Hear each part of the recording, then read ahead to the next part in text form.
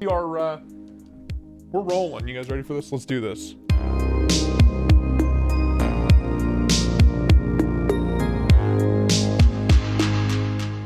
Hello, one and all. Welcome to the inaugural episode of the Blade Play podcast. I am one of your co-hosts, Tri-State EDC, and with me is Brian of Transparent Knives and Richie of Knife Modders fame. Gentlemen, welcome.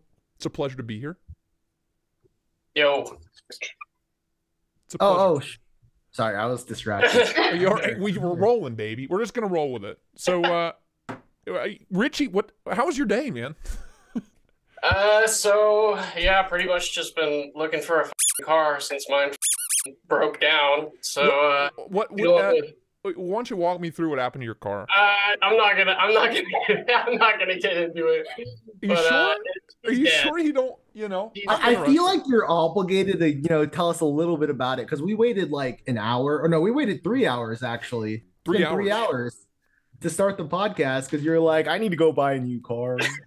Yeah, you're like, hey, give me 2.5 hours real quick. I gotta go buy a car. I like read it 4 times and I was like, what the fuck? He's buying a car now? Right now? So I didn't get it, but yeah, she's dead. She's died. No more. R.I.P. R.I.P. to Richie's car. Richie's old car is dead. The Focus? The car we made memories in, right? We took that car to Blade Show. Oh, yeah, we did. Took that car. You drove it over here for CCKS. No more. It was a good car. Luckily, it was pretty cheap. So I'm gonna be getting something a little nicer this time. Well, R.I.P. Blessings be to the Focus wherever he or she may be. It's in my driveway, but not for long. It's not going. He goes, it's not going anywhere. It's not going anywhere. So I'll be getting to the junkyard here shortly. It's that bad? Yeah. Oh dude, my god, dude! It's dead. That car is deceased. It was an assisted breakdown. It didn't just break down. Is that what we're gonna? Is this what we're gonna call it? The assisted breakdown? Yeah. I mean, just like knives, when they're assisted, it's much worse. Always. So it's a CRKT situation. Is what I'm hearing. Yeah. I mean, if you consider all CRKTs to be fundamentally broken, Yeah. Well, yeah. My car did not have good toughness. Bad centering, bad blade play. Bad blade play. That's the name of the podcast. Would you look at that? Look at that. Oh yeah, wait. Did we introduce ourselves as that already? I introduced everybody already. But okay. We can just Brian, go you were just like spaced out. Dude, I was so spaced out the first 10 seconds. Like Cole said, we're starting, and I was like, my brain's gone. Bro. It's good. I'll carry the team on this one. It's all good. So we're blade play. We're blade play. Got it. We're blade play, baby. We're playing with blades. You know what I mean? So Richie, other than wrecking your car and blowing up your car, what else is new? What's new in the shop? What's new with the knife modders? So I've been working on fixed blades mainly lately. Of course, I've got orders still working on some brush handles with this company, Alpha Shaving Co. So we've been modding those for him. They don't seem to be too popular on our page when we post them up, just because I think people are expecting knives. But the quality of the stuff's really good. He sends us brass and titanium, and then we do shipwrecked and rock pattern, all sorts of stuff. And then other than that, we just got some of the Devo mash. We got some of those in. One of those is supposed to be mine, by the way. What's that? One of those should be mine, Yeah, honestly, the first one I took out, I didn't even see what was wrong with it. But yeah, they're pretty sweet. Oh shit, dude. I actually reached out to Kev for a mash because I did I tell you the story, Cole, of what happened with the mash? I already told Richie. No.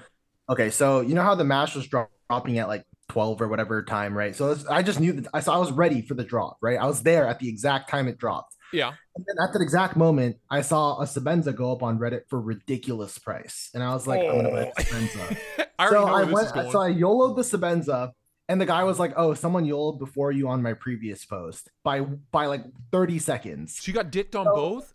I got dicked on both. I didn't get either one, and I was so mad because that interaction only lasted 3 minutes, and then I was back to the mash drop page and it was already gone. I was like, this is dude, this is unjust. Evo's killing it. Yeah, that was that was a big batch of knives too, wasn't it? It was 600 knives. Something yeah, like I'd that. imagine it was a lot considering it was like a more budget knife. Oh, that's true. Probably larger quantity. More quantity. I really wanted that. I really wanted that satin one, not the black one. Nothing against black, but like I wanted the satin one, and unfortunately, I did not get either anything. It happens. It happens. So, Richie, I got a question. What's the deal with the new? What's going on with the prototypes, big dog? Where are we at with that? So yeah, we did get our prototypes from MBK, but we decided we're going to be going with another OEM. So right this second, we're changing a lot of stuff because we got the prototypes back and we're like, this ain't it. So for context, by the way, for those who aren't familiar with what's going on here, Richie, who's part of Knife Modders with Lindy, they were getting a knife design made by an OEM, but you guys are switching OEMs now. Yeah, that's correct. Yeah, so they need to get prototypes and everything, right? Yeah. So CAD is being done right now, and we made a lot of changes. So I'm sure it's going to take some more tweaking, and then from there we're either going to go and try 2 OEMs. We're thinking 2 OEMs would be a good idea, but that would be more money we would have to put in. So we still got to like getting prototypes from both and then picking one based on. Yeah. So I mean, it would be a better idea to have another design, so then we could have one prototype made by one and then the other one made by the other, so then we don't get the same design back. But yeah, I don't know, I guess we got to figure that out, but obviously it's not going to be for a while until this pre-order and until we get the prototypes and all that. But I think it's the better choice than sticking with our original. Just things didn't work out, and yeah, so this is what we'll be asking updates for about every like month or so. We'll just be like, hey Richie, how's the prototypes going? Yeah, we'll keep you on your toes. We'll keep you honest. We'll keep you honest. What about you, Brian? What's new with you, man? Oh man, dude, this year started out pretty amazing for me. So I've been like pretty happy overall. Like I got all the knives I wanted. Basically, so here's how this year started. All right. So on Christmas Day, I gamble on Knife Raffle, the raffle subreddit, and I've never won before. I was like $860 in without a win. So what? Yeah. So what happened was on Christmas, someone did a giveaway. So there's no payment for entry. You just, if you won, the person who won was gonna pay for your next knife, like a certain amount of it. And it was like a pool of money. So it came up to be like $960. And I won that giveaway. So I had $960 toward my next knife purchase. And I was like, dude, I'm going to get a Roosevelt. So I did not want to pay secondary prices because those are ridiculous on Roosevelts. But because it's subsidized, I was like, okay, well, it's really a $240. Right. Yeah. So Simple I ended up getting this, which is my favorite configuration. Satin hardware, putter milling, stone washed, Zircotite clip. That's all I got right now, actually. Oh wow, I have one of those too. Here it is. It's right here. It's real. I love the detent's excellent on it. Let me tell you. Yeah. Just that's it, dude. It flips right out every time I need it. It's on the list. The Rosie's on the list for me this year. It's the best. You got to enter those lottos though. Because oh, son of a bitch, wasn't there a lotto today? Wasn't there a lotto today? There was. I already lost. No worries. Oh, fuck. I forgot to enter. It's okay. You wouldn't have won anyway. The fucking car. It's so hard. Okay, so the reason it's so hard to win is because people enter with like 50 accounts. Oh, and all their wives, dude. You see like 6 or 7 females winning per lotto, and it's like, not to be just to be clear, the Blade Play podcast is wholly supportive of women in the yes. There's not that many women in the community dropping that much money on a Roosevelt. But perhaps proportionally, it is a little strange that sometimes over 50% of the winners are names commonly associated with women. Susan, right? Maybe Christine. Just Jessica's. Dan is the man behind Oz Machine Company, but maybe Daniela is maybe not a man, Maybe. Look, gender fluidity is a thing. We're fine with it. It's cool. And names can be, anyone can have any name, whatever. It's a spectrum. we're just going off probabilities here, right? Yeah, it's a little. What? So other than getting a Rosie, which fuck you for. I got a Roosevelt. I bought a Koenig Arius. The exact. Okay. So that's 2 strikes, pal. Dude, Brian cannot control himself lately. Yeah, I had 3, and I sold 2 to get the one I wanted the most, because I wanted the Gen 4 Batch 10 Arius because it has a deeper sharpening choil. If you see here, this sharpening choil is super deep. You guys are way nerdier than I am. It's mind blowing. It's mind blowing. Brian has been out of control lately. Yeah, I've been out of control. Oh, I bought this. I got this yesterday. This is a Shirogorov F3R. Yeah. But these are okay. Wait, hold on though. But these are my only knives. The 3 I showed you, because I purge my collection every now and then. So I purged everything, and then I bought those 3 knives. Those are the only knives I bought. Everything else in my collection is a gift. He does it the right way. So I just have those 3 knives. That's it. I don't have a bunch of knives. My collection all my money into those 3 knives. My collection's a shit show. It's right. You have a million knives. Same. Mine is just all over the place, dude. A lot of people have a bunch of $150 knives, right? If you sold all of them, you could buy one $800 knife, right? Or one $500 knife. That's what I'm trying to do this year. I'd like to get my collection down to under 100. That would be great. That'd be excellent. Wait, how many do you have? Oh, 180, 190. Oh, Jesus Christ. Okay, so you can afford these if you sold stuff. Yeah, if I sold 5, I could buy anything I fucking wanted. See, this is all my. That's more than me. Yeah, this is all my money, Cole, in these 3 knives. Okay, yeah. The Roosevelt, which the Roosevelt was subsidized, first of all, so that's a $240 Roosevelt. That's a steal. You basically got it for free. $800 Koenig Arius, and then $525 F3R, because I got a deal on that as well from a friend. So really, I'm in less than $2,000 on my collection. Oh, mine's 45,000 maybe. So it's not that bad. That duck I need to sell. Yeah, see, everyone hears the knives I say, and they assume I have this huge expensive collection, but really I have 3 knives, and one of them was subsidized. So, Yeah, so I have no room to talk. I got a shitload of new arrivals that I can tell you about.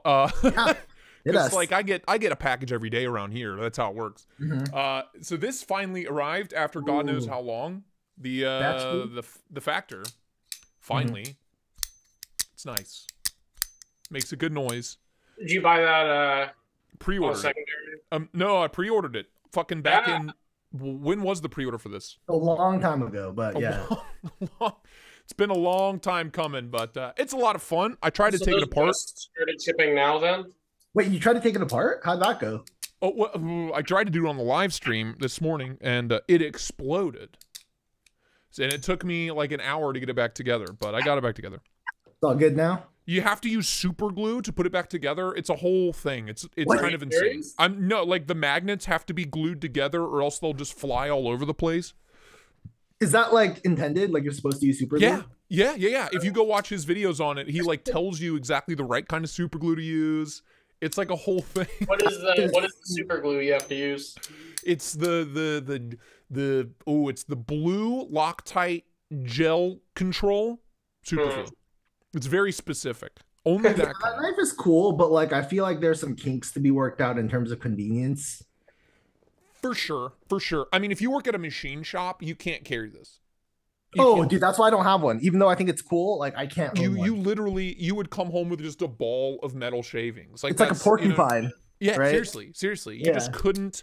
If you worked in the scrap metal industry, you're no bueno, dude. You know what I mean? So that one's out. But that's a lot of fun. I've had it since this morning. This also arrived yesterday. The Kraken. Christensen Knife Works Kraken Alliance. Dude, I love that knife. I like it. I love the name. I like it's cool. Every time I post that knife in Discord, I'm like, yo, what is this, guys? And then someone will say the name, and I'll be like, haha, you're cracking these nuts. I love knives with names like that. It's so good. And then the Kumu S-Tau in Vanax. Oh, yeah. How you liking that one? Oh, I love it. It's just a Kumu Tau with a sheep's foot Vanax blade. How's the action on it? Oh, it's money. Dude, someone told me it was really smooth. Oh, that's really smooth. Yeah, that's cool that they did it in Vanax. Yeah. Apparently they did a good job with it, so I might need to send that to you, Brian. You'll be the judge. Yeah, I can't wait for that new Kunwu in the special steel, mystery steel. The mystery steel. Yeah. I know what it is, but I can't say it. So. Yeah, we can't do like a podcast exclusive. Like we were the first ones to drop. I think I would need permission for that. Probably. I'll like bleep it out. I'll bleep it out. Is it pretty exotic? It's pretty exotic, yeah. I mean, well, any steel that's gonna hit 68 to 69 is pretty exotic. Yeah, but is it ZDP 189 sand mine? No, it's not. It's not. But yeah, so. But anyway, yeah, Kunu is great. Like I've handled a few Kunus recently. Yeah, I have 2. I love them. This is the Tau I had Parker mod for me. Focus. Yeah, that was cool. The Stormtrooper. Yeah, dude. Stormtrooper with a Spidey hole. Still haven't tried it. I have so many Cerakote colors I still haven't tried. I need to try. You gotta try that Crushed Orchid, dude. I know. I do. It's like a purple, metallic purple, like with sparkles. I do have a bunch of stuff sitting up on my Cerakote rack right now that's blasted and ready to go. I just need to mix up the color and coat it. Gotta spray it and bake it, baby. Shake and bake. Yep. Shake and bake. Well, it's a good segue because this is my last new one, and it's the 15V Manix 2. Mm-hmm. And that brings us to our first topic of the day, which is, hey, look at that. Mine's No, I gotta interject real quickly. You guys both have 15B Manixes. I got 5 of them, and I have none right now. What? So I bought 5 so that it'd be 1 for me and 4 for other people, right? Yeah. So I gave 2 to friends. So 1 was like I sold to a friend. 1 I gave to a friend for Christmas. That's nice. 1 I sold to Jared. And then 1 I just sold on Instagram. And 1 was supposed to be for me. But the one that was supposed to be for me had horrendous lock stick. So I had to return it. So I ended up with none for myself. Yeah, that sucks. Like I could have kept the one that or I could have at least got money for the one that I gave as a gift. But I really wanted to give him something. So damn. It's so good. But there's gonna be more knives than 15B and whatever. Yeah, the shaman. But the first topic of the day is, can blade seals get any better than they already are? And is why? why would there even be a point, right? What? Would there even be like a point? Right. What would be the purpose to make blade steels any better than what they are? Can we? Is the first question. So let's break it down. Can we? I think we definitely can, but the question is like how much? Like, is it like enough where like, unless you're like a mega enthusiast looking at things with a microscope, would you be able to notice? Right. Right. And, like Laren, obviously he did his Magna Cut, but it's like it seems like you're pretty limited with the available elements unless they figure out something new that they can add to the mix that changes the properties, right? Yeah, I think so. I mean, I'm not like super into like the chemical composition side of things. But I do feel like there is a point of once, assuming you actually get the heat treat right? Like, I think that's like going to be the next focus is like, people are going to be like, are you actually heat treating it well? Like, assuming you take all the steels that exist and you heat treat them well, I feel like a lot of bases are covered right now. You want a super corrosion resistant knife with decent edge retention, you have Van-X. You want mega edge retention, you don't care about anything else, you got Rex 121 and Max Cement. You want super fine edge holding, you got K390. So it's like, what do we really need at this point? Like, I feel like what like need has not been filled in the market, in the industry. Yeah, I honestly feel like we're at the point where we don't need new steels anymore. What we need is like just companies to do them right, the ones we already have. Which is there's so much untapped potential just in that is exactly because the steels aren't performing to their capability right. There's potential that's not being tapped, and I want to point out that this is a good segue into something that's actually going on right now. Is Microtech dropping that new steel, but I put new in quotation marks. They dropped a new knife model with a steel called M390 MK, which I assume the MK stands for Microtech Knives. And I asked them, I was like, so what is the difference between M390 and M390 MK? And the response was basically, oh, this one has improved, like we worked with Bowler really closely, and this one has improved corrosion resistance and hardness. And I was like, couldn't you just heat treat M390 better then? Better, yeah. Just make it harder. Better. Yeah, just make it harder and more corrosion resistant. Like, can you just do? What did they do exactly to change that? So I asked them, I was like, so what exactly is different? And then I didn't get an answer. So so probably not a lot. Nothing. The answer's literally nothing. They just added MK on the stamp when they shipped the box. That's all. That's the only difference. Well, I'm just like the slight changes in the percentages. Yeah, like a half a percent. The fact that they use the same name probably means that like it's not that much different, right? Like otherwise they would have named it completely different, like microtechnesium or something. Right. Yeah, they would have gone like the route of Terravantium and shit like that. Some buck wild ass name. But instead they Microtech. An existing name, the most ubiquitous premium steel M390 added 2 letters. Like, right. And honestly, dude, I've had 2 Microtechs, and both in one was an LMAX, one was an M390. Both of them were so soft. Yeah, the steels were not. It is a problem. It really is. They were not done well. But the Reich Microtech Annex I had, great steel. It was great. How do you like that knife? I sold it because it was too expensive for me to keep. The Annex was amazing though. I always liked that design since the very beginning. I liked it too. Yeah, I think a slightly smaller Annex with not proprietary hardware would be dope. Yeah. Yep, the proprietary hardware is such a, and you have to use their stupid little tool, and it's blah, blah, blah. But why? Because the Reich Bravo has normal hardware, right? So why can't the Annex have normal hardware, right? No, the Annex came with the tools. It all has that stupid star bit hardware. I'm pretty sure the Reich Bravo, has Torx hardware. Yeah, I believe it does use Torx. It does. I just checked right now. It has Torx. So why? Yeah, if they already did a knife with Torx, why couldn't the Annex have Torx? There's no reason. I think they just assumed that nobody would be taking it apart because it's an integral. Do you know what I mean? Yeah, but I still want to be able to tighten the pivot without having to find my special tool. Yeah, dude. The special tool's like this big. I would lose it in an instant. But what are you gonna do? Well, then you got to buy another one from Microtech so they make. So Brian, do you know the difference? Is there a difference between Terravantium and Stellite? Or are those the same? I have no idea. I don't know anything. Stellite? They're both dendritic cobalt. So I think that he just named it Terravant. Oh, Rich is dead. Richard, we can hear you. He got the whole TV. What happened, Lundy? Yeah, he has a rainbow colored screen. He's having some technical difficulties. You're so pretty. Oh, you're back. Okay, cool. Yeah, I have no idea what happened. This time, I did not touch the cord. He did touch the cord. I did not touch the cord. And he ratted you out, bro. You've been ratted. So it wasn't me. Interesting. Right. Oh, this cord isn't charging it, I guess? Oh, the plot thickens. Oh, God.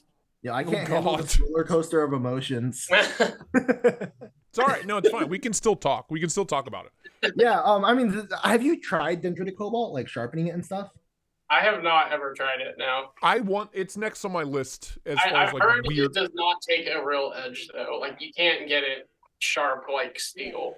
Yeah. It just like stays at like a certain level of cutting sharpness, but it's not like hair whittlingly sharp. Does that make sense? Like it'll cut paper for an eternity kind of thing, but you can never get like that super keen fine edge like a knife sharpens, from what I've heard. That's what I've heard. Yeah, I had a Terravantium knife, but I immediately returned it because the lock stick was terrible, so I never got to actually sharpen it and use it. Was it Terrain 365? What model did you have? It was that spear point. Oh, what's it called? The Invictus. The Invictus. So you had the big one. I'm looking at the little one. They make like a smaller one with a 3-inch blade. I'm really interested. Yeah. I had that one and the integral in M390. Both of which were nice, but the D10 is sort of weird on those. I don't know how to describe it. The D10 is sort of like, it's hard but not crisp. Interesting. In other words, I did not like the D10. Got it. It just was not pleasant. It wasn't. It was hard to flick, but it didn't feel like it fired out necessarily. You know? Sure. So. Okay. Yeah. So you have all this pressure and all this tension and build up, and then like nothing happens. And then like it doesn't. Kind of just like flops out. Yeah, and I'm just like, why did I put so much effort for a limp dick deployment? This is bullshit. Yeah, exactly. I'm trying to think of some other crazy ones that really pushed the envelope. I mean, LC200N didn't really push the envelope, but it was like new and exciting at the time. Yeah, people thought it was so cool when it first came out. They're like, it doesn't rust, and then it was like, I thought it was cool. Don't shush. But Vanax is cooler. So. Yeah, but I didn't know. Okay, so when LC200N came out, I didn't know Vanax existed. I had never heard of it. I didn't either. I was still fresh, you know. And I've had I've had a long-term experience with both steels. And honestly, I kind of like LC200 better in my experience. And the only reason I say that is because the Quiet Carry Drift came with a doo-doo factory edge, and it was fried. And you had to sharpen it. I had to sharpen it like 3 or 4 times to get to nice, fresh steel for it to actually take an edge, and it drove me nuts. So, you know, one thing that's interesting about Vanax is I noticed it heats up really quickly, so that might be why it had so much burning at the edge. Yeah, which is weird because like normally like I don't know, like I feel like when you grind like certain steels just heat up faster. Like it's weird. Like I don't really know. It's not just like a wear resistance thing. Like there's definitely some other aspect to it, but it felt like Vanax heated up much quicker. Now that's obviously fine when I wet grind, but I'm not sure that when they factory sharpened those, they were wet grinding. Yeah. They could just be like next. You know? Yeah. So. Interesting. So of all the crazy steels, right? 15V is kind of the new big thing. What are your thoughts on it? What do you think about it? So I think 15V is cool, but it's mostly cool because of the heat treat, right? Like because it has that triple B heat treat protocol. So I feel like, and obviously that's not like maxed out 15V either. Like if you get a custom from triple B, it'll be 67 Rockwell. It'll be even crazier, right? Whereas like the Spyderco one is like 65, which is still crazy for production. Right, absolutely. Large scale. So I feel like what it comes down to now is like we have all these steels. Let's start getting the potential out of them. I don't really care about getting more new steels. And that's, okay. Yeah. No, go ahead. That's all I was going to say was that's exactly when Magna Cut came out, I had to go on a huge campaign to get companies to raise the hardness. We all did. That's going to happen every time there's a new steel. They're going to start out soft. And it's just like, it's so much work for me. So I'm at the point, I don't even want any new steels to come out because companies are just going to jump to it, try to ride the hype train. Yep. And they're going to do a terrible job. They're going to run their regular factory heat treat on it. You're back, by the way. Okay, you can hear me fine? Yeah. Yeah. You look great. You sound great. Webcam on the laptop because Lindy's camera. Yeah, you're good. You're good. Batteries, so. Yeah. Yeah, you're perfectly fine now. Did you hear what we were talking about, by the way? Yeah. So factory edges and burning, Vanax heating up. No, after. Yeah, we were talking about that was what we just talked about, and then we moved on to right now we're talking about if we even want to see more new steels come out at this point, or we just want to like have things stay the way they are and focus on like keep treating it properly. Because that's where I'm at. I don't have the energy in me to like if Magna Cut 2.0 came out, like to campaign for companies to do it properly. Like it takes a lot of work. Yeah, I mean, it's a whole other steel that they're gonna have to learn. It's gonna start out bad and probably continue to be bad. Right. Yeah, I mean, exactly. if you go and look at any like spreadsheet of like these are all the available knife steels, I mean the list is massive already. Like the list is insane for like knife steels that you could use and make a good knife blade out of. Right. So it's like you look at those and you like 90% of all manufacturers are like a 59 or a 60 HRC. Chef's kiss, send it out. Yeah, that's crazy. Like that's where OEMs are at right now, and all of them 59 to 61. Every single one.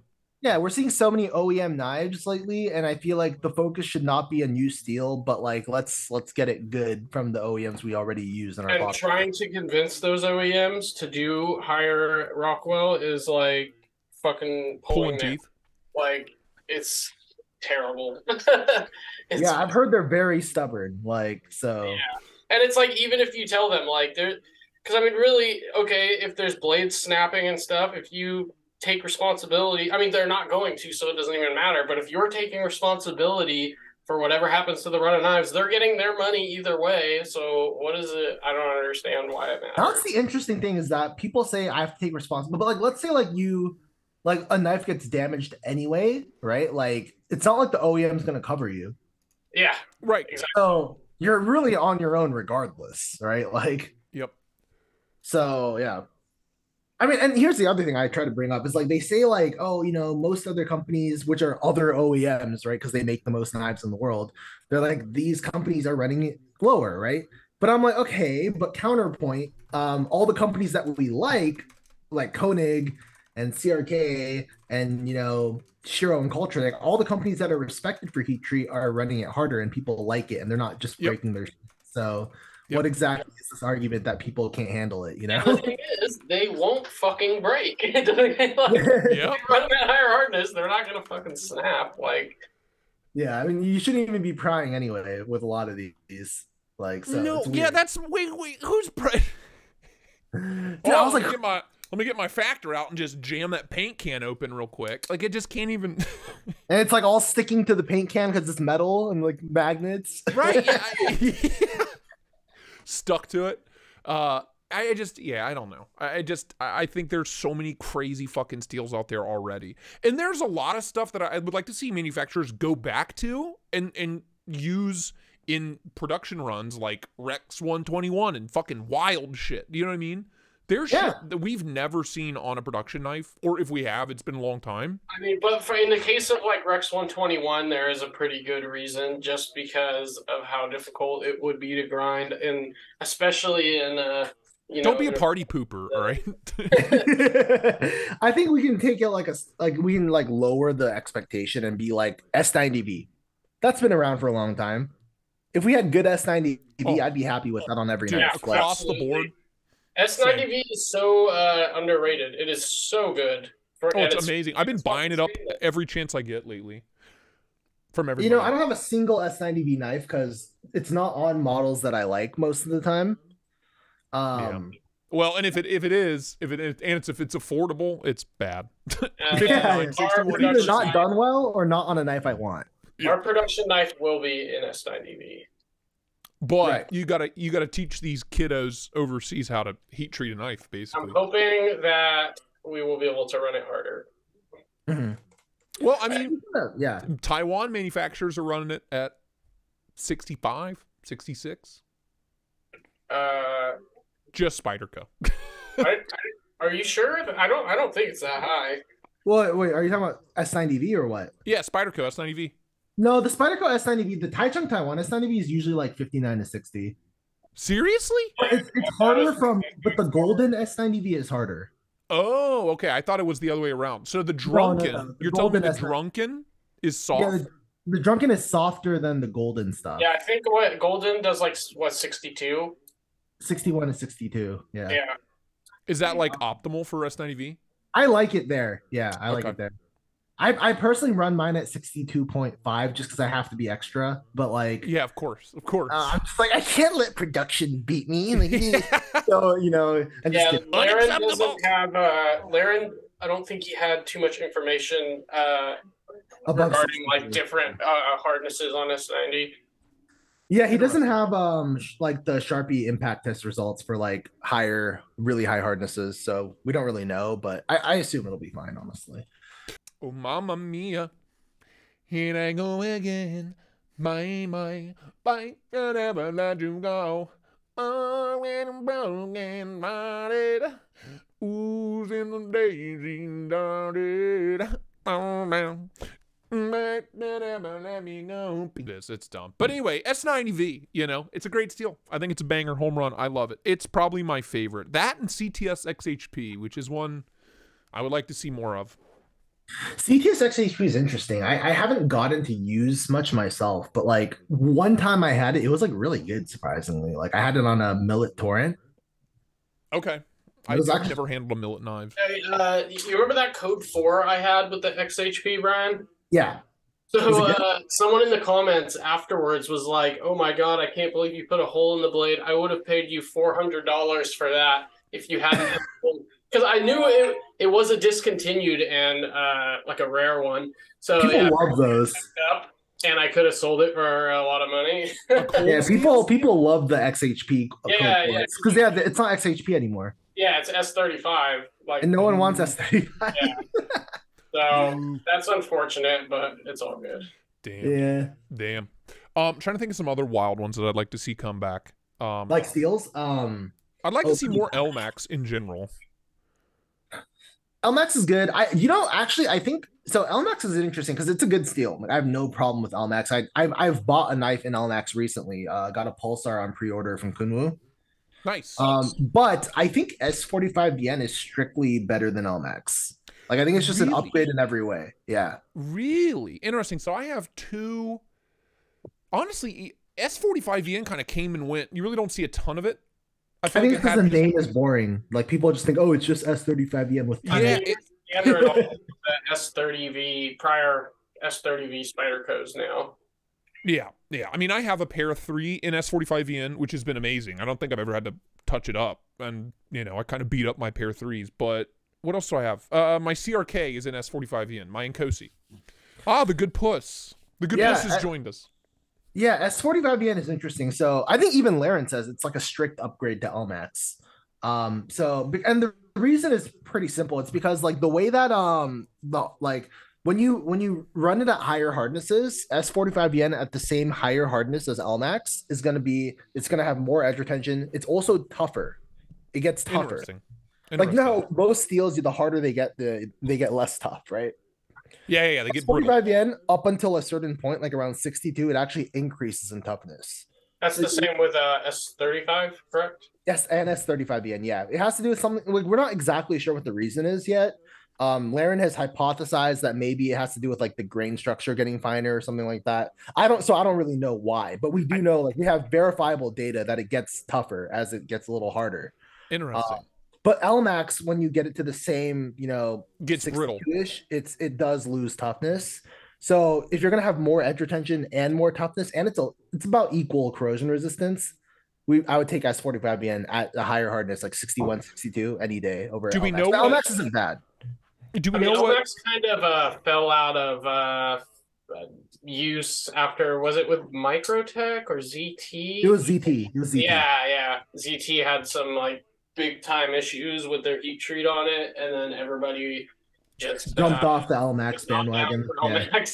Yeah, it's a good steel. It's just that ZT messed up, and then that ruined the reputation of the steel forever. That's why when MagnaCut happened, I was saying at the beginning, like, if companies don't heat treat it well, it's going to hurt Laren's reputation, right? It's going to hurt the steel's reputation and Laren's reputation, because you saw people saying like, this steel isn't a big deal. He's just talking science stuff, but it doesnn't really matter. Like, so he's just a science guy. He's just a big nerd. Who cares? Yeah, he doesn't know about real use. He doesn't know. He doesn't. Hey, you don't use your knives, Laren. You're damn science nerd. Get out of here, Laren. Man. How much cardboard do you cut, Laren? Do you whittle? How many yards? How many yards? Give me yardage, huh, Laren? You tell me that, boy. So how many rope cuts can you get, bitch? You know what I mean? Yeah, so I think people have that weird perception of like, if you're like not like a real world tester, you can't know anything about knives, even if you're like a scientist with a PhD. Honestly, I was really surprised that as many companies have upped their HRC on MagnaCut. Like, very surprised. I want to say I contributed to that because I shamed them all the time. There was a period there, Brian, where you were just running and gunning, dude. You were just gunning for everybody. You were going for throats left and right. Yeah, but it worked out in the end, because once they actually improved things, I could say nice things about them. Right? Yeah. They've earned their little trophy right at the end of the process. Yeah. Okay. Good. Nice. I should send out trophies. A little pat on the head. But yeah, no, it was great because like seeing them actually improve, I was like, oh my gosh, like I can, because like a lot of these companies actually love their designs. And I just wish that it wasn't doo-doo so I could want it, Yep. It's sort of like my Roosevelt, right? The Roosevelts used to be 61 to 62, which isn't terrible. But now that they're 63 to 64, which is why I wanted one that's harder, I was What's the blade steel? It's MagnaCut. Oh, perfect. Yeah, so now I'm just like, oh, like this is awesome. Like it's so much better. Like, so, for me, I was just like, when knives I like improve, now I'm happier because I'll actually buy it, Right. Yeah. So I'm the guy in the group that like is just like, oh, I like that. I'm gonna buy it. I don't care. Nothing else matters. You know what I mean? I like panic buy things. It's kind of. Oh, do you have FOMO? Right. Yeah. Well, it's not. Yeah. Well, yeah. It is, honestly. I mean, I have to make YouTube videos on this stuff, and it's always a race on YouTube, and it's really annoying. But for content and getting it first. Yeah. He who is quickest shall be first, kind of deal. But Yeah, I like panic buy, and then I'll get it and I'll be like, wow, and I'll be like, I love the knife and everything's great, and then like a week later I'm like, the edge is shot on this M390, on this LMAX, on this whatever. The edge is shot, dog shit. It's gone. I'm so picky, dude. Like, I'm literally like, when I see a knife, like I do like this instant, like I don't think about it. It's just something I automatically do. My eyes, well, it's like smart, honestly. Yeah, my eyes check all the little details. I'm like, okay, does it smile? Does it have proper edge termination? Does it have a good sharpening choil? Does it look comfortable? And then I'm like looking around, and I'm like, wait, doesn't say HRC anywhere. Where's the information? And then I ask the company, and then they'll give me some dodgy answer, and I'm like, that's kind of sus. I don't know. Why aren't you just telling me? Just give me a number. Just give me a number. You know what I mean? Give me a number. Why is it not in the post? Why is it not just in the post? 90% of the knives I buy are just because they're good deals, and not that I actually want. Oh, that's Richie. Yeah, Richie's just like, I need. Oh, it's such a good deal. It's like this normally goes for 300 and it's 200. I'm buying it. Well, okay, well that's a good segue. I think we've done our due diligence on the blade steel question. The answer is no. I mean, yes, we can make better steels, but no, we don't need them, right? That's where we're at right now with that question. Yeah, for sure. But as far as knives being on sale, at what point, what was the question, Brian? You have it in front of you, don't you? Yeah. So the question is this, right? So we're all avid collectors, right? Like we're all deep in this game. Is there a point in your collecting where you go, and Richie, I already know your answer to this, but you should share for the podcast. Is there a point in your collecting where you just say, I don't want budget knives anymore, even if they're great? Who wants to go first? Richie? I want yeah. Go, Cole. All right. So all I was gonna say was, I don't know. I haven't gotten there yet. I'm getting there though. I mean, I'm trying to think the last time I bought a sub $60 knife with my own money, and 6 months, 8 months ago maybe. It's been so long. Mainly, I don't know, it just doesn't. You get to a point, especially with 190 knives in your collection, where you're just like, I have 80 budget knives. I don't need any more. Like, that's enough. That's when I figured out, like, I'm good. I'm done. I have 80 of them. I could break one a day, and I could last 3 months, basically, right? I'm good. Yeah, and the other thing is, I don't get the same joy from a budget knife anymore. No, the excitement level's definitely not there, for sure. Yeah, like even if I look at the knife and I'm like, this is an amazing value, right? Like everything is done perfectly for a budget knife, right? Like thin geometry, the hardness is good, the steel is like 14C20N or something equivalently good. Ergos are good, materials are, it's well priced for the materials. And then I go, okay, but I still want like something nicer. Right. So budget knives stress me the fuck out. Because I'll buy one and then it's like, I know I can't sell it because I'm not going to get anything back. It's like, I got the cost of shipping. It's like, it's a $30 knife, $40 knife, $50 knife. I have to list it to sell it. So there's time that I could be spending making money. So yeah, the shipping cost, and then it's like, who even wants to buy it anyways? And then it's like, it's just sitting in my collection, taking up another spot in my case, stressing me out every time I look at it, like wondering why I bought it. Why are you still here? Why did I buy you? And you can't mod it and sell it because who wants $200 of mods on a $30 knife? My mod value out of it. Then I get like more retail price. I mean, budget knives are truly the worst investment, if we're being honest. The worst. And back in the day, I was a true believer that I would never spend X amount of money. Same. I think everybody starts there, dude. Everybody starts there with like $100 for a knife. Are you kidding me? Are you fucking insane? No, and then before Kev and the community gifted us that Arius, it was like, oh my god, thank you guys. Like, we could never afford something like this. Like, we've always wanted one, and then fucking after that, it was all downhill. Yep. See, I wasn't like that at all. I think most people start out like that, where they're like, I'm not going to spend more than X amount of money on a knife. For me, from the very beginning, I was like, as soon as I make money, I'm going to buy like the most expensive knives. Like literally, I'm gonna blow every dollar, baby. No, seriously, like, because like I didn't have money, which is why I started out with a Kershaw Leak.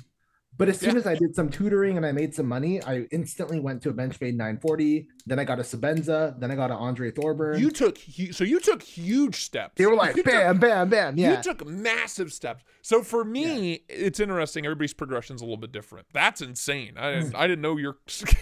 I know it's really weird. Like, okay, yeah, it's like really 3 months not in, normal. You're at the tippy top. But I mean, it took me 2 years to buy a Chris Reeve. 2 years of collecting. I mean, shit, I didn't buy a Chris Reeve until we did that. Brian, you remember that live stream where we rated all the companies? Yeah. And then it was like we decided that, oh shit, Chris Reeve was up there at the top, and I was like, shit, that's a good point. I need to get one. I remember now that you have stream. a bunch, right, of Sebenzas? Yeah. I have 2 Sebenzas. Lindy has small Sebenza and a Nkosi and a large Sebenza. Wow. Holy shit. Speaking of, I actually bought a Sebenza yesterday. Oh, nice. Knife swap? No, I bought it from Parker because he gave me a screaming deal on it. Oh, nice. Is it a large? No, it's a small, but it has inlays. Small 21. Oh, did he machine the inlays? No. It's just stock inlays. Oh, okay. Yeah, stock inlays, micarta inlays, Sebenza 21, 325. Oh, nice. Not bad at all. And here's the thing. So a lot of people don't know this. Eventually, CRK is going to do Magna Cut reblades for the 21. Really? So if you like the 21 more than the 31, you can buy a 21 now and hold it until they do reblades and Magna Cut for it. And then you now have a Magna Cut 21. Interesting. So you can just send it in for spa treatment and request you can buy a new blade for $150 or something. No shit. Yeah, So that's I always haven't been a thing. used Yeah. this yet. This is one of the fixed blades I made, and there's already fucking spotting on the blade. Well, you're not gonna be able to see. I'm looking at it, and there's already little Because it's spots. high carbon steel. Yeah, 1080. Oh, yeah. Yeah, 8670. But yeah, that's Even with soaking it in WD-40. Yeah, even with soaking it, that's a tragedy. I haven't even put an edge on it or anything yet. So Yeah. What are you gonna do? I don't know. Probably blast and tumble it, and then pray to God that I can do the swedge fix. I would just leave it.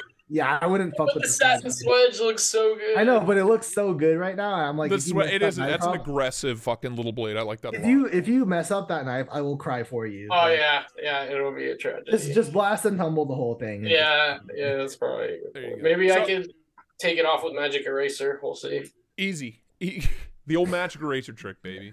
Wait. You haven't tried like flits or anything? Like, you know. Well, no, because I just noticed it now. Oh, okay. Like on the live. That's why I kept looking down. Gotcha. Like, live QC check, boys. Yeah. You gotta look.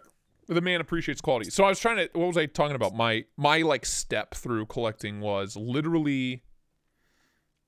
Where did I start? I had like a Spyderco Tenacious for 1 million years that I absolutely destroyed, and I was obsessed First with real that knife, and I loved it. What? First real knife? Yeah.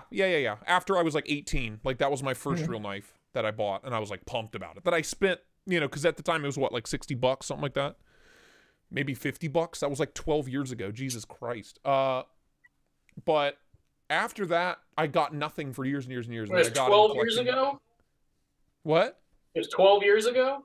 Yeah, whenever the Tenacious fucking came out. How old are you? I'm 30. Okay. 12 plus 18. Come on. I mean, just for the podcast listeners, Cole is 30, I'm 26, and Richie is 27? 28. You're 28. I just turned 28, yeah. Okay. Happy Oh, you birthday, just you turned old 28. fuck. Wait, when's your birthday? Well, October 17th. Oh, so this is super recent. Okay. Yeah. I'm gonna be I had to 27. think about it for a second, dude. Like once you get past 21, I start forgetting what my Nothing age matters. is. I don't Nothing care matters. Yeah, you're like, I can drink already. Like, what else do I Yeah. need to know? Yeah, it's like Nothing fuck, else how matters. the fuck do I forget? I have to ask Lindy. I'm like, wait, am I 27 or 28? So here's the thing. I know I'm going to be 27 soon because I'm on my parents' health insurance, and once I'm 27, I can't be anymore. yeah, it sucks. So that's why I know I'm going to be 27 soon, because my mom tells me all the time. She's like, you're going to have to do this and that. And I'm like, no, don't tell me these things. I don't want to do things. I don't want to be an adult. Please don't make me. I just want to make knives and watch anime. Jeez. I want to make knives and watch anime, Mom. Fuck off. Okay? Jesus. Yeah. But I Lindy has collected... fully converted to anime. I converted Lindy. It's great. She's a goner. There's no bringing her back.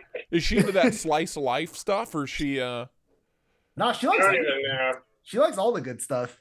Yeah. I'm a slice of life guy. Look, there's no shit. Wait, you watch anime, Cole? Oh, are you serious? Well, I had no idea. Wait, I have like a mountain of mangas sitting back here. Oh shoot! Wait, okay, we got to talk about this some other time. We should. Yeah, this will be a conversation for another time. Anyway, back to budget knives. I collected at like the $50 to $80 price range for like a year before I stepped out of it, and then I went. What was the knife? I think it was a smock. I was like, fuck it, smock, and then I got a ProTech Malibu on the first production run, and then I got a Yojimbo, and then it was over from there. It was just like every new knife had to be a little bit better, a little bit more expensive. Yeah. So here's a question for both of you. I'm curious about this. So you guys collected like cheaper knives for a long time, right? Yeah. In that time period, did you get to handle like someone else's knife, for example, a more expensive one? So that's the thing. I think that's why I jumped quickly. Is because the first knife I was exposed to was a Kershaw Leak and a Sebenza at the same time. So my friend handed me two knives, right, in high school. And he said, this is a Kershaw Leak and this is a Sebenza. And then he's like, this one is $40, this one's like $350. And I was like, oh, why is this much more expensive? He's like, oh. This guy in high school had a Sebenza? Oh, yeah, my friend, yeah. Oh, that's insane. So, nuts. So he handed me both. And I was like, okay, the Kershaw Leak is cool. I don't like how it feels when I close it, though, because it's assisted. And then I handled the Sebenza, and I think a lot of people don't like the Sebenza feeling in the beginning, but I liked it from the beginning. You got to get used to it. It's unique. It feels high quality. It feels firm and rigid. And I was like, and then, and he also had a Benchmade 940. So I handled all three of those at the same time, which is why those were the first three knives I bought. So you were like, bam, bam, bam. Yeah, but I bought it in the order I could afford it. So the Kershaw first, then the 940, then the Sebenza. But I already knew what I wanted the moment I first started collecting. I knew I wanted a Sebenza. Well, you were unique in that then, because I feel like most people that just get into it are like, oh, it's assisted. It's awesome. Like, it's so much easier to open. It flips open. Oh my God. No, I thought it was cool because it was because you flipped it, but I didn't like the assist. I already knew I wanted a real flipper, like not an assisted flipper, because I didn't like the closing. So basically what I'm trying to say is I had good taste from the beginning. Yeah. When I first started collecting, I had not handled anything other than what we had because we didn't have any friends and we were too scared to go to Carmel Cutlery because we didn't have cool knives. So we were like, oh, we can't go in there with fucking gonzos, dude. We're going to look like idiots. And that was like legitimately how we thought. We were like, yeah, we can't do it. So, but you know what's funny about that thought is that's probably how like knife dealers actually look at people. Like if you come in with gonzos, they're just like, they're not serious customers. Yeah. He's not buying. It's like when you go to a Maserati dealership and a used Honda. You know what I mean? They're like, what are you doing here? You know what I mean? Yeah, I just think, I think that's a natural thing to think, right? Like, you have like a bunch of like $1,000 knives in your shop and then someone comes in with a gonzo, you're not going to take them as seriously. Yeah, that's true. So...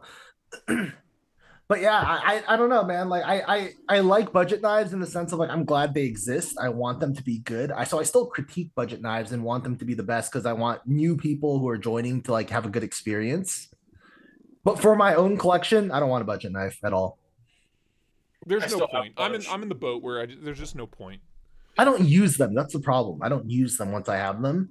I'll buy one. I'll be like, this is great value, right? And then I'm just like, but why would I pick up my riffle when I have a Koenig? Like you could put a budget knife in the car, in case you forget a knife.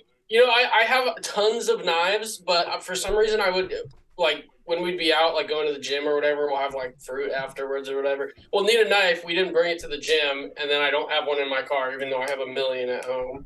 You don't just leave something in your car? I need to. I need to do that. I think for me, like the ultimate budget knife, like the only budget knife for any new collectors listening, the only budget knife that you need one budget knife.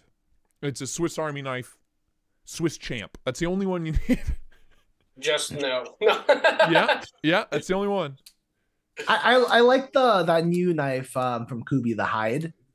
Yeah, the Kubi. All the Kubis are great. I'm just saying, like, there's so much to be had over $100 from where we sit, at least on our castles, on our high thrones. There's so much to be had at $200, $300, $400, $800 that it's like get one and done under $100. I think the Swiss Champ's your one and done under $100. Yeah. By the way, I'll tell you why I don't have a knife in my car. So I keep all my knives in my Pelican case, and they have designated spots where they have to be in that spot every time. Dude, my wife mixes them up all the time, and it drives me up the wall. You should look at our case. Yeah, I can't imagine sharing. I can't imagine sharing a case with another human being. Like it would just be. It would annoy me so much. I need to buy another one. I was gonna buy one. We were just at Harbor Freight, but the only one they had was like fucking massive, and it was like $70. I was like, I'm good. Like the luggage, like the luggage case. It was huge. Oh, that big? Okay, so that's what I need. Very big. That's what I need. And then I'll need 2 of those. We got the pluck foam, the Harbor Freight ones. So the first one we bought was one of the smaller ones, like, mid-sized, and like we fucked the foam up. We did not do a good job. So the second one we bought, we sat there for like 2 hours cutting them all out, got it all perfect, and then like moments after being finished, Freya, our cat, walks on it, and all of them just separate. It's like, oh, dude. Yeah. You got to get that NAPOC or whatever it's called. It's so good. Did you do like the spray trick on the phone? No, I need to do that. So I've had my case with the stock foam for 2 years now, and I only have 1 separation. What does the spray do? Like a harden it or something? It's what's it called? I can't remember the name of it. Lindy, what is that spray called that you can spray on? You put it on wheels and shit. For the Pelican cases, you spray that stuff. You put it on automotive parts. Yeah, it's like Plasti Dip. There we go. Plasti Dip. Yeah. I put like 2 or 3 cans of Plasti Dip on my foam and let it dry for like a weekend, for 3 days. I let it dry outside in the sun, and dude, it was hard as a rock when it was done. It's great. But it doesn't scratch anything. No. I just mean it's like super rubbery, rigid. Right? Yeah, it's a rubbery finish to it, so it doesn't come off. It like hasn't come off and like stain knives or anything. I've had good luck with it. If you're cheap and you're a hillbilly like me, that's the way to do it. I just have this one Pelican case, and I'm never going to get another one because I restrict my collection to what can fit in the case. Dude, my collection, this 5-drawer toolbox is full. I have 2, 3. I have a Vault case and a Pelican case full, or an Apache case full. And there's still there's probably 30 knives on my desk. There's probably 30 knives downstairs in the dining room, and there's probably 40 knives on this table back here, just sitting out. I don't have any place for them. It's a nightmare. I'll drive me insane. Like having it does. Yeah, dude, my closet is filled with like boxes that have knives in them that I have never touched, and because our case is full. And I keep telling Richie, like, everything's all disorganized. Like some of my stuff's on her side, her stuff's on my side. There's like a bunch of shit knives in there that are like. Me and Richie are very much in the same boat, dude. Yeah, you guys are definitely sharing a wavelength there. I'm just here like I have 5 knives. Hey, I'm Brian. I have 5 knives. I literally have 5 knives, and 2 of them are gifts. So I really only bought 3. And yet here you are making some of the finest blades in all of the land. So. Good on you. Oh, dude, speaking of, I've been loving the little 80-20.5 blades, the shark pups. Dude, they're adorable. They make me so happy. They're adorable. Super oh my God, I want to buy an 80-20.5 just so I can get one. A mini one? Yeah. It's so cute. Here, I'll pull one out. Look at it. Get it out. Let's show the people, and then we'll wrap this inaugural. It's just so funny, dude. I don't know why it's so funny. Yeah, it's like a little chode, bro. I'm here for it. I love a good chode knife. You know what I mean? It is very surprising that no one has done that. It works. It works so well. And I've seen your videos. The action's solid still. I'm here for it. I'm 100% here for it. That's it. Episode 1 in the history books. Lindy says, "Why would you name your podcast after something shitty?" Well, because we are. Look at us, Lindy. Come here and look at the screen for a second. Like, oh, thank you all for listening, for watching, wherever you are. This is just the first episode. There's many more to come from here. Gentlemen, is there anything you'd like to say to close this out? Yeah, we're gonna. Are you adding intro music? I'll be adding a whole bunch of shit, pal. Don't you worry. Okay, I'm excited now. All right. Yeah, dude, I got nothing else to say. Richie? Yeah, that's good. Beautiful. One, yeah. Well, thanks for tuning in. We'll see you whenever the next episode airs. Lord knows, with Richie's car exploding and Brian also wrecking his car recently. You know, no, I didn't. falling apart. Oh, wait, I did. You're right. Yeah. So on that note, goodbye, everybody. But... We'll see you next time here on the Blade Play Podcast. Deuces. Goodbye. Peace.